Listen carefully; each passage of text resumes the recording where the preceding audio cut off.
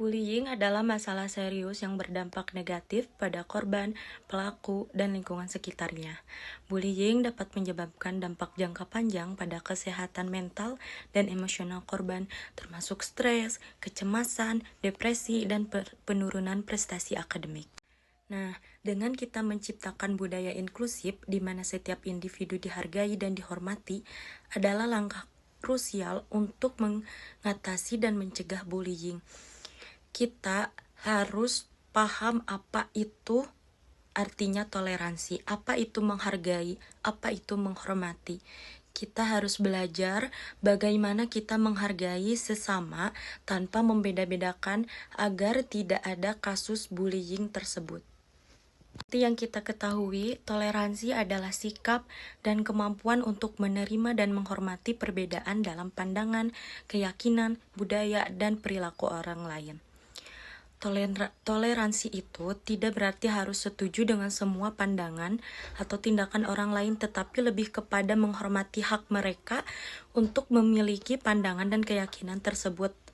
Nah, jadi jika kita memiliki pandangan yang berbeda dengan orang lain, kita tidak harus membuli orang tersebut.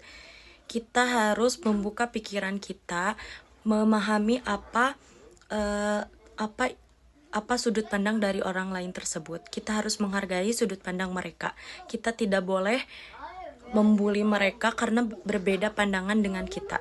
Nah, toleransi ini penting dalam masyarakat yang beragam karena membantu menciptakan lingkungan yang harmonis dan damai di mana semua individu merasa diterima dan dihargai.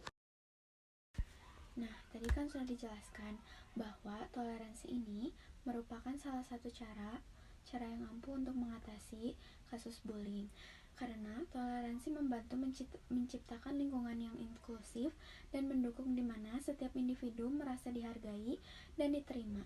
Ketika toleransi ditingkatkan, kecenderungan untuk melakukan bullying berkurang karena perbedaan dianggap sebagai suatu hal yang positif, bukan sebagai alasan untuk menjelekkan atau menyakiti orang satu sama lain. Selain itu, mengatasi kasus bullying dengan pendekatan toleransi ini sangat penting. Contohnya, menggunakan pendekatan mediasi yang melibatkan semua pihak yang terlibat dalam bullying dapat membantu menyelesaikan konflik dengan cara yang kontribusi. Konseling dapat membantu keterbukaan korban dan pelaku bullying memahami pentingnya toleransi dan dampak dari tindakan mereka. Kebijakan sekolah juga sangat penting.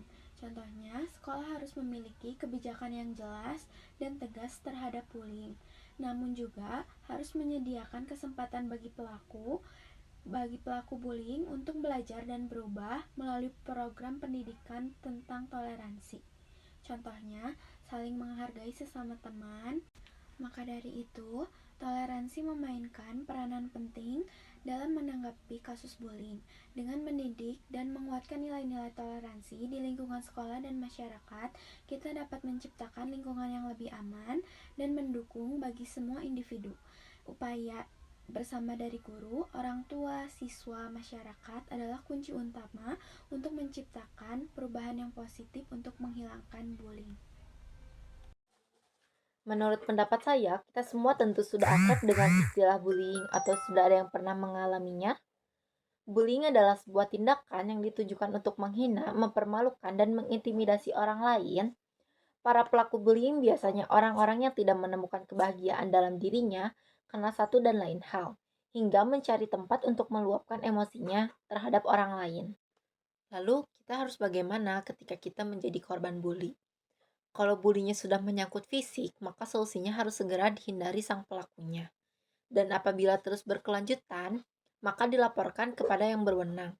Dan apabila dibulinya hanya dengan kata-kata, cukup kita memberitahu kepada mereka bahwa perbuatan mereka itu tidak baik.